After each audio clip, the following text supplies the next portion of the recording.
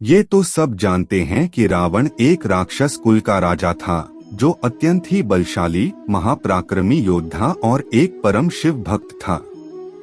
लेकिन इसके साथ ही वो शास्त्रों का प्रखर ज्ञाता, प्रकांड विद्वान पंडित एवं महाज्ञानी था।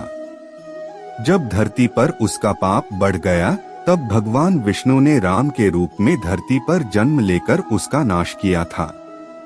तब रावण ने मरने से पहले भगवान राम के छोटे भाई लक्ष्मण को कुछ उपदेश दिए थे, जो आज के समय में भी लोगों के लिए सफलता की कुंजी है। रावण जिस समय मरणासन्न अवस्था में था, तब भगवान राम ने लक्ष्मण से कहा कि इस संसार से नीति, राजनीति और शक्ति का महान पंडित विदा ले रहा है। तुम उसके पास जाओ और उससे जीवन की कुछ ऐसी शिक्षा ले लो जो और कोई नहीं दे सकता। राम की बात मानकर लक्ष्मण मरणासन्न अवस्था में पड़े रावण के सिर के पास जाकर खड़े हो गए। लक्ष्मण काफी देर तक रावण के सिर के पास खड़े रहे, लेकिन रावण ने उनसे कुछ नहीं कहा। इसके बाद लक्ष्मण वापस लौट आए और प्रभु श्री राम से सारी बातें बताई। तब भगवान राम ने लक्ष्मण से कहा कि अगर किसी से ज्ञान प्राप्त करना हो तो उसके चरणों के पास खड़े होना चाहिए, न कि सिर के पास। यह बात सुनकर लक्ष्मण वापस रावण के पास गए और उसके पैरों के पास खड़े हो गए। उस समय महापंडित रावण ने लक्ष्मण को 5 ऐसी बातें बताई जो जीवन में सफलता की कुंजी है।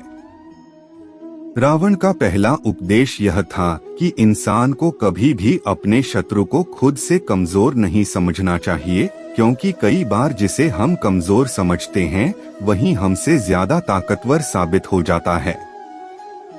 रावण का दूसरा उपदेश था, खुद के बल का दुरुपयोग कभी भी नहीं करना चाहिए।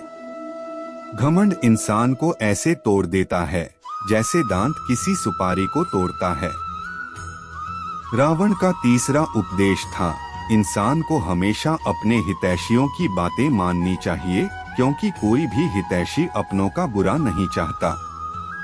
रावण का चौथा उपदेश था, हमें शत्रु और मित्र की हमेशा पहचान करनी चाहिए। कई बार जिसे हम अपना मित्र समझते हैं वे ही हमारे शत्रु साबित हो जाते हैं, और जिसे हम पराया समझते हैं असल में वे ही हमारे अपने होते हैं।